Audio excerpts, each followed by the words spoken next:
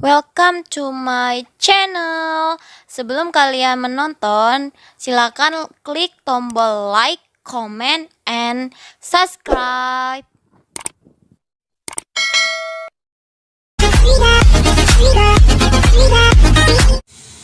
Assalamualaikum guys.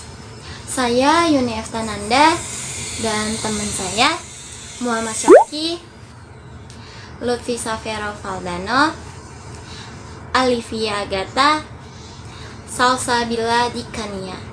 Di sini kita akan sharing tentang komunikasi agar kita lebih paham apa itu komunikasi, tipe-tipe komunikasi, dan seberapa penting sebuah komunikasi.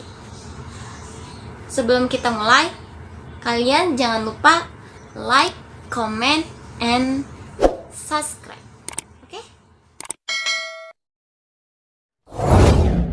Komunikasi berasal dari bahasa Latin communicare, yang artinya memberitahukan atau berpartisipasi. Dalam Kamus Bahasa Indonesia, komunikasi adalah pengirim dan penerima pesan antara dua orang atau lebih sehingga mendapatkan pengertian yang sama. Komunikasi berarti pula hubungan, koneksi, kontak, atau korespondensi. Komunikasi secara umum. Yang pertama, komunikasi merupakan rangkaian proses pengalian informasi dari satu orang kepada orang lain. Yang kedua, komunikasi adalah segala aktivitas interaksi manusia yang bersifat human relationship, disertai dengan pengalian sejumlah fakta. Yang ketiga, komunikasi merupakan interaksi antar pribadi yang menggunakan simbol linguistik seperti verbal, non-verbal. Simbol linguistik dapat diasosiasikan secara langsung atau tatap muka dan media lain seperti tulisan, oral, dan visual. Dari beberapa pengertian komunikasi yang saya jelaskan, komunikasi dapat disimpulkan. Komunikasi adalah proses pengiriman, penyampaian berita atau pesan, informasi yang dari satu pihak komunikator kepada pihak lain komunikan dalam usaha untuk mendapatkan pengertian yang sama.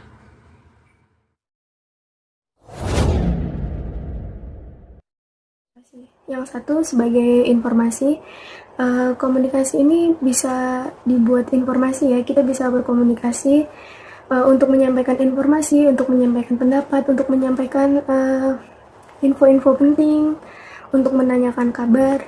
Jadi informasi ini tuh sangat penting dan untuk menyampaikan informasi ini tuh kita perlu adanya informasi gitu dari orang lain, dari orang-orang di sekitar kita, dari masyarakat. Itu kita informasi, kita membutuhkan sebuah komunikasi. Jadi fungsi yang pertama yaitu sebagai informasi. Yang kedua, sebagai kendali. Komunikasi ini bisa sebagai kendali, yaitu untuk mengontrol orang lain. Maksudnya mengontrol orang lain, jadi kita bisa menyampaikan mana yang baik dan mana yang benar melalui komunikasi. Jadi bukan hanya sebagai penyampaian informasi, namun sebagai kendali dalam lingkungan kita, masyarakat maupun orang lain. Yang ketiga, sebagai motivasi. Sebagai motivasi ini, komunikasi memberikan hal-hal motivasi melalui komunikasi, misalnya kayak teleponan atau video, melalui video-video yang berisikan motivasi seperti itu. Jadi komunikasi ini terbagi menjadi 3 fungsi utama, yaitu sebagai informasi, sebagai kendali, dan sebagai motivasi. Yang pertama, komunikasi berdasarkan penyampaian terbagi menjadi 2, lisan dan tulisan. Lisan adalah komunikasi yang disampaikan secara langsung dan tidak ada batas tertentu.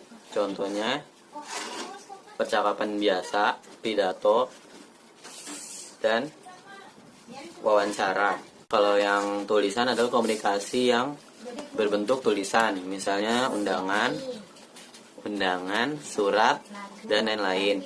Yang kedua, komunikasi berdasarkan tujuan, yaitu apa tujuan dari komunikasi tersebut. Misalnya untuk memberikan saran, pidato, ceramah, dan lain-lain. Yang ketiga, komunikasi berdasarkan ruang lingkup terbagi menjadi dua, internal dan eksternal. Yang internal adalah komunikasi yang terjadi di dalam suatu organisasi atau perusahaan. Contohnya setiap individu yang berinteraksi di ruang lingkup tersebut. Bisa berupa horizontal maupun diagonal. Yang kedua, eksternal, yaitu komunikasi yang terjalin antar organisasi maupun perusahaan. Misalnya baksos, pameran,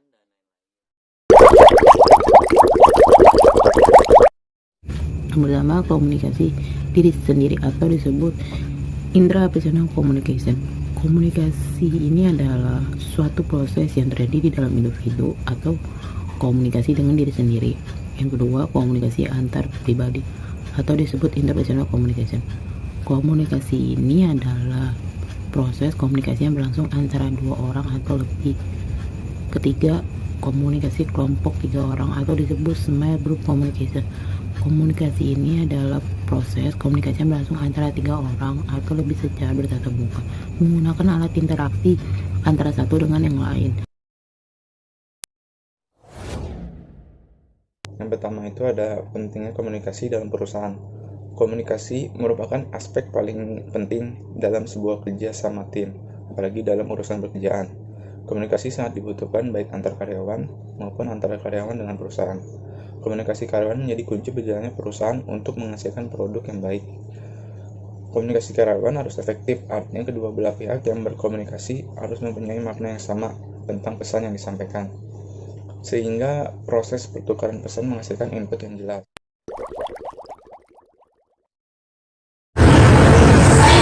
Kok kayak ada yang ngeganjel ya?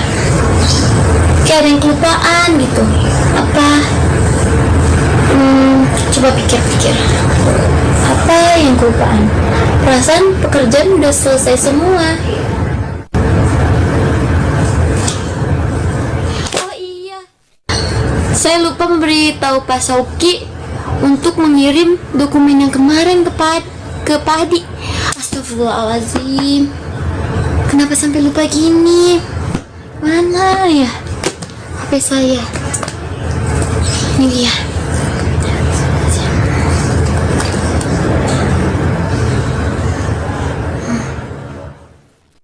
Halo, assalamualaikum Pak Shoki. Waalaikumsalam. Ada apa, Bu? Ada yang bisa saya bantu? Tolong kamu kirimkan dokumen yang kemarin ke Pak Adi. Dokumen yang kemarin itu ya? Iya, lewat email. Baik, akan saya kirim lewat email ya, Bu. Oke.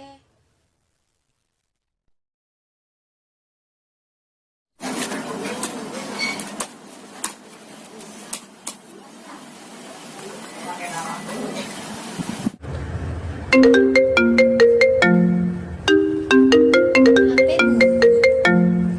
Ada telepon dari siapa ya?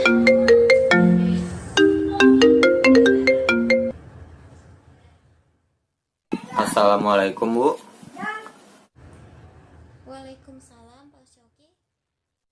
Bagaimana, udah kamu kirim? Dokumen tersebut sudah saya kirimkan ya. Terima kasih ya Pak Shoki.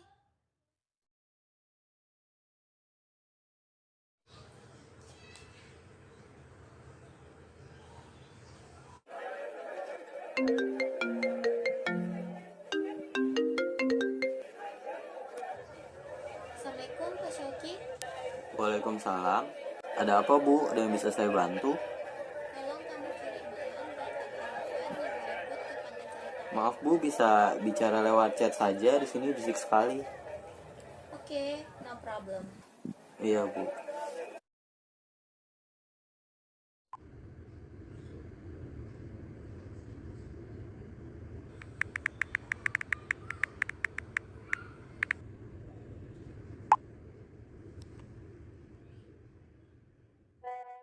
Yang kedua ada pentingnya komunikasi antar budaya.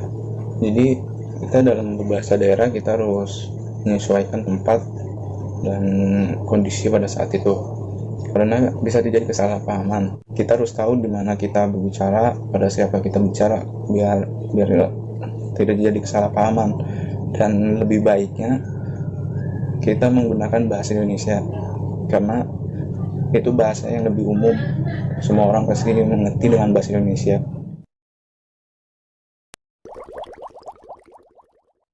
Halo, assalamualaikum Salsa. Waalaikumsalam, Vi, ada apa? Gimana kabarnya di Padang, Sal?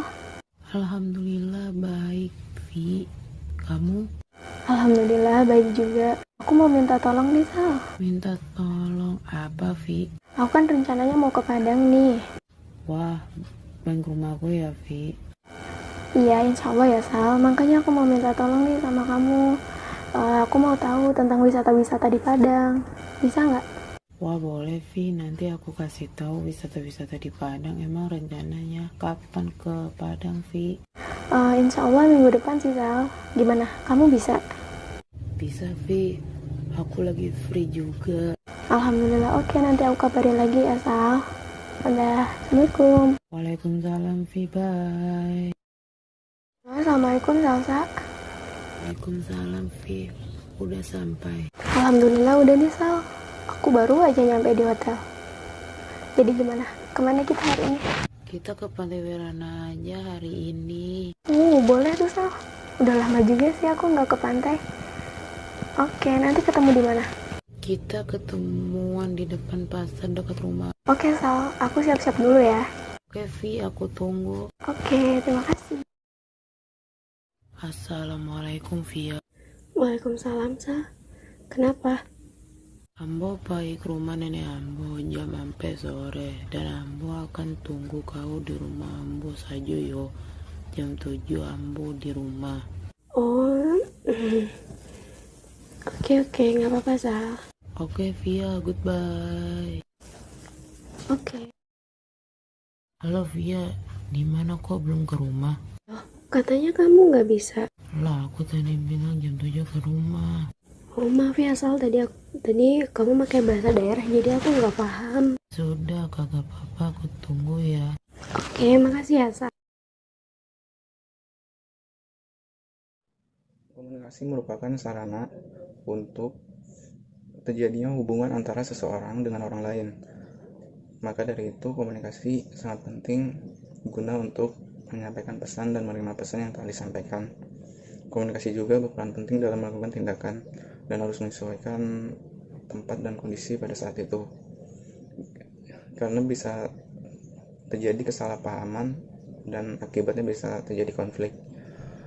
Jadi sebelum kita berbicara, kita harus berpikir dulu di mana kita saat itu berada, dan sebelum berbicara juga kita harus memilih kata-kata yang sopan, yang baik, yang tidak menyinggung orang lain.